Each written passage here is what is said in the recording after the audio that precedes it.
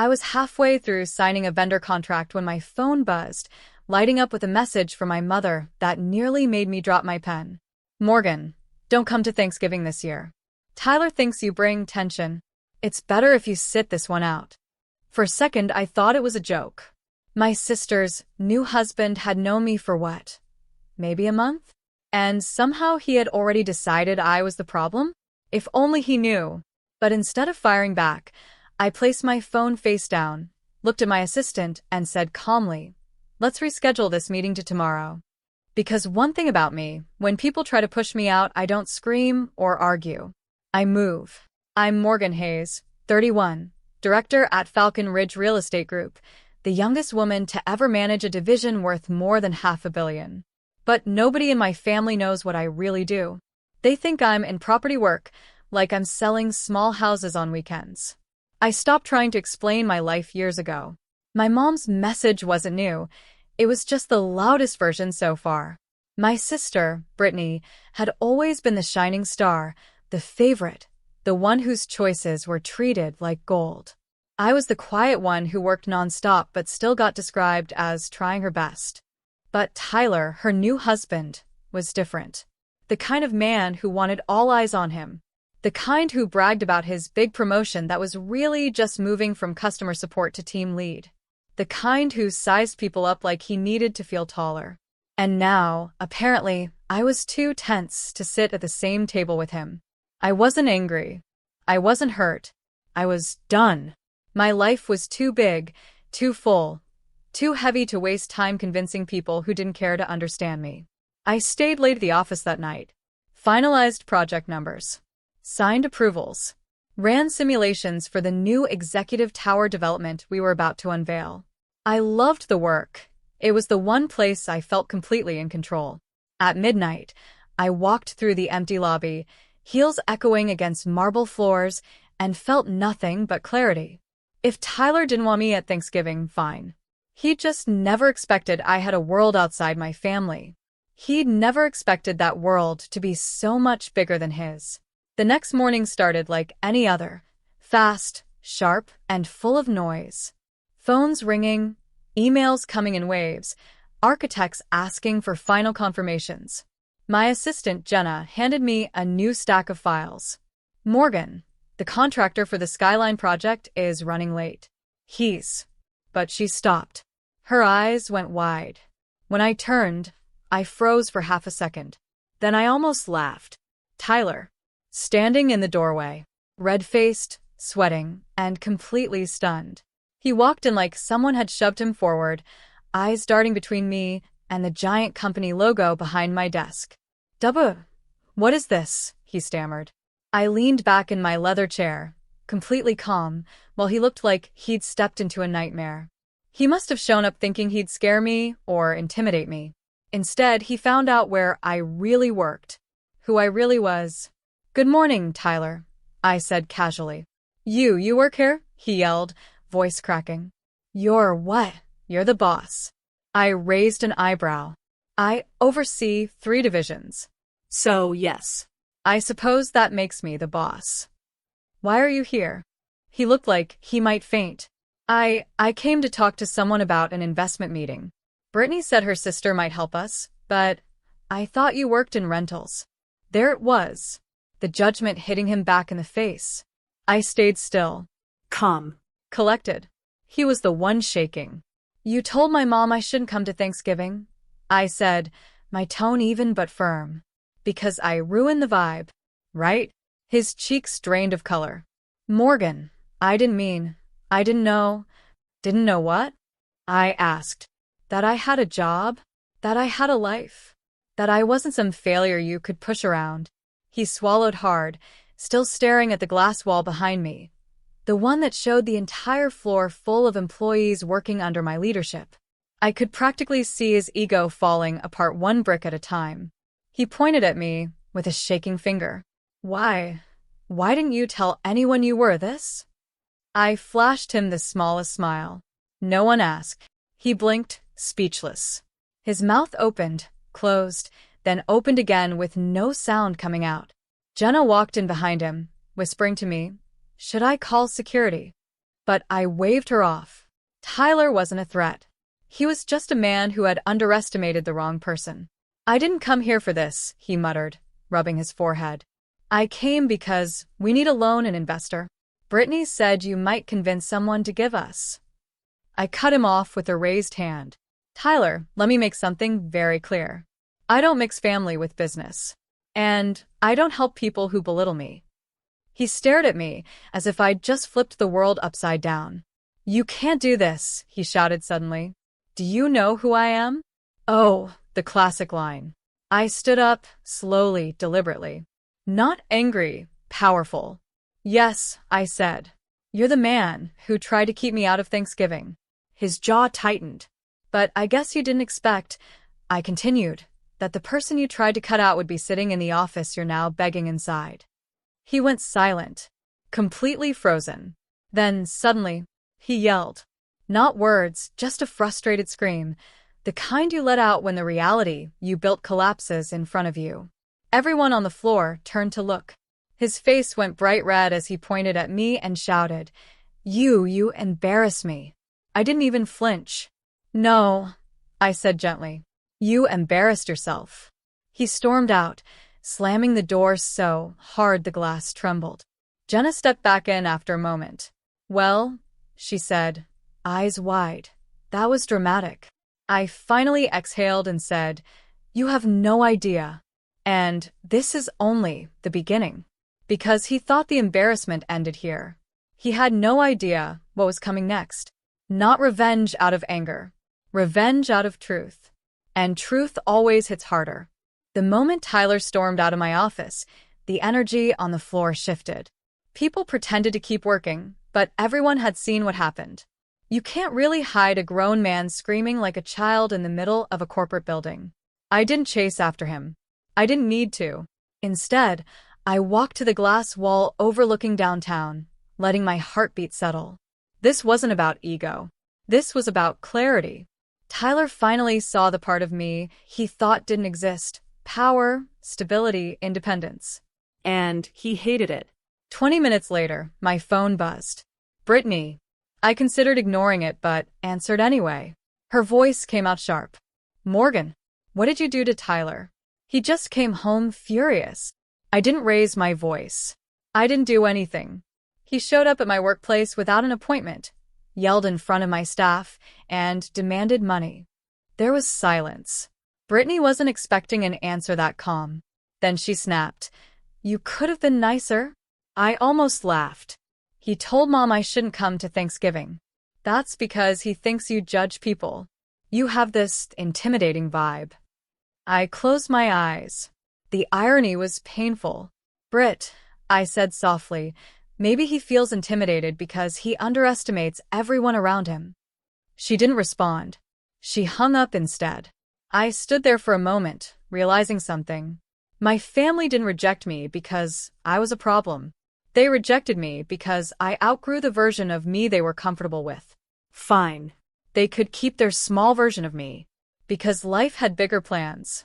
That evening, as I finished reviewing the Skyline project's final renderings, Jenna walked in holding a thick envelope.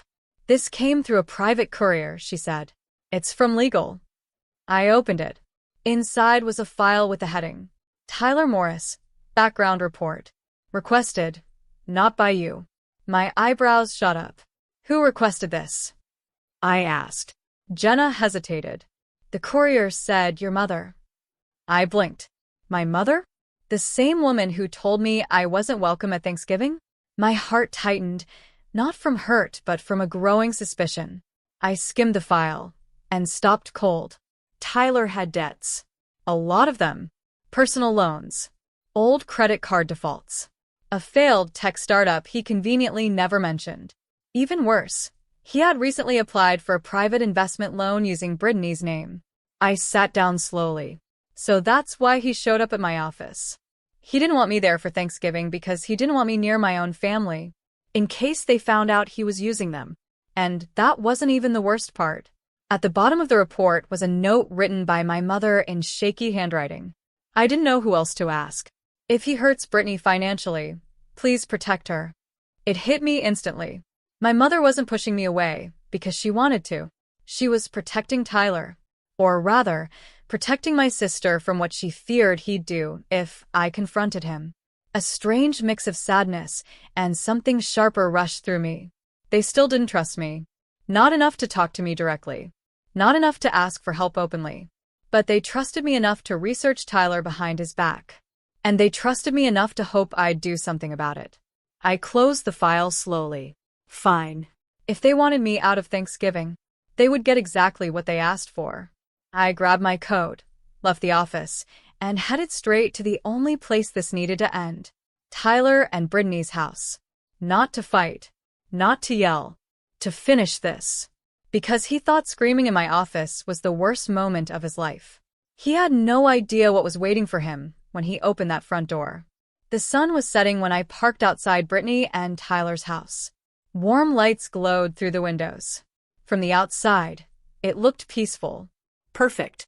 The kind of life my mother always wished Brittany would have. Nice house, nice husband, nice future. Too bad none of it was real. I walked up the driveway with a file tucked under my arm. Before I could knock, the door swung open. Tyler stood there, breathing heavily, eyes widening the second he saw me. You can't be here, he snapped, blocking the doorway with his entire body.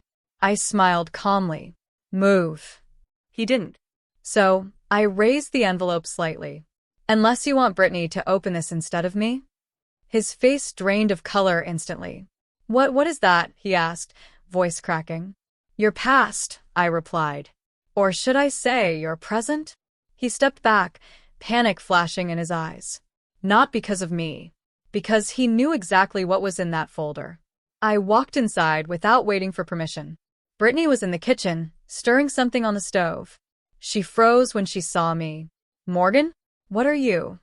Tyler rushed past me. Britt, don't listen to her. She's trying to create problems. But she wasn't stupid. She took one look at his face and whispered, What did you do? I set the folder on the dining table. Mom sent this. Brittany's head snapped toward me. Mom? Yep. She's the one who hired someone to dig into him. Tyler's voice cracked. She hates me? No, I corrected. She didn't trust what you were hiding. Brittany reached for the folder with trembling hands. Tyler lunged forward. Don't open that. I stepped between them, my voice slicing through the room. Touch her again, and I walk out of this house and deliver this file to her employer, her bank, and every investor you've approached. Tyler stopped dead. Brittany opened the folder.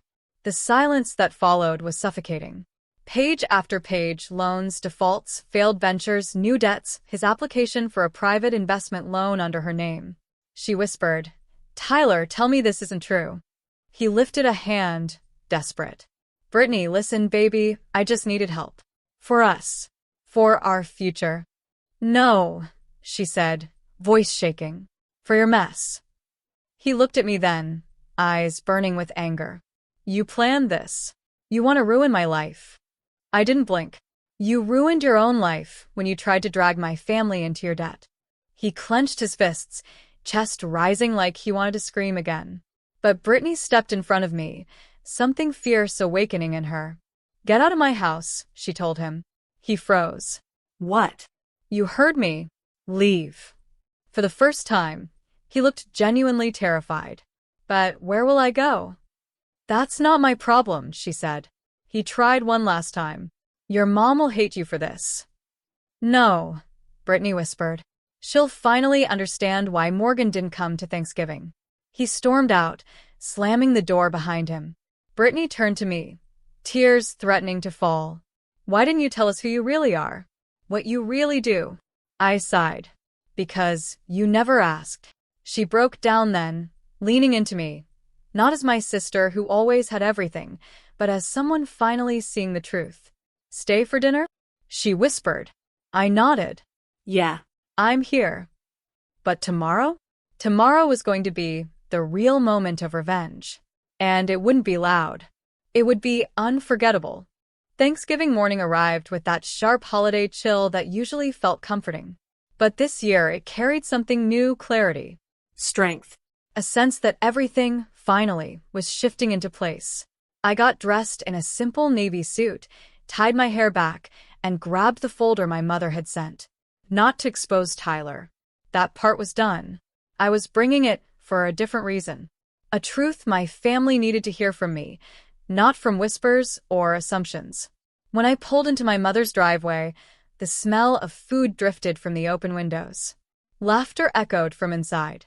The same old familiar sound. Except this time, when I stepped onto the porch, the door flew open before I could knock. My mother stood there, eyes wide, breath catching in her chest. "Morgan," she whispered, like she wasn't sure I was real.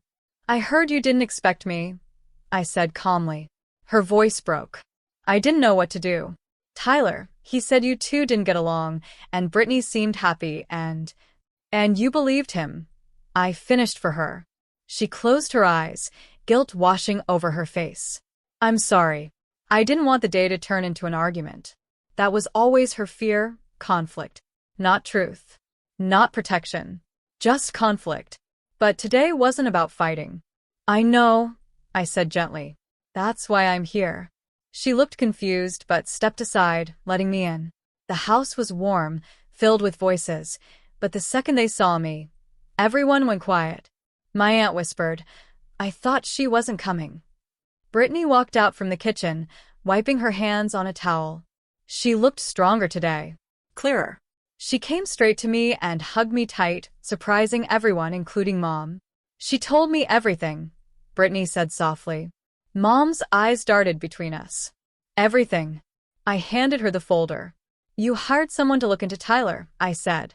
"You were worried. So here, this is everything you asked for. But you don't have to worry anymore." Mom opened it slowly. Her hand trembled as she read the first page. What was he planning to do with Brittany's name?" she whispered, horrified. "Sign her into debt to fix his past mistakes," Brittany answered for me. He admitted it when Morgan confronted him. Gasps filled the room. Mom pressed a hand to her chest, emotions breaking through. "Oh my God, Morgan, I should have listened to you. I should have trusted you." I shook my head. "You should trust yourself. You knew something was wrong. You just didn't want to make the wrong choice." She stepped closer, tears forming. "And I chose to shut you out instead." This was the moment I'd been waiting for. Not revenge, not satisfaction. Just honesty. "I'm not angry," I said softly. "But don't cut me out to protect someone else again. Especially someone who doesn't protect you." She pulled me into a tight hug, the kind she hadn't given me in years. "You're staying for dinner," she said firmly. "No more excuses." I smiled. I planned to. From the living room, Brittany called out with a laugh, "Mom's about to burn the turkey again." The room filled with warm laughter, the kind that's real, finally real. For the first time in a long time, I didn't feel like the outsider. I felt like the daughter, the sister, the protector, the one who showed up when it mattered.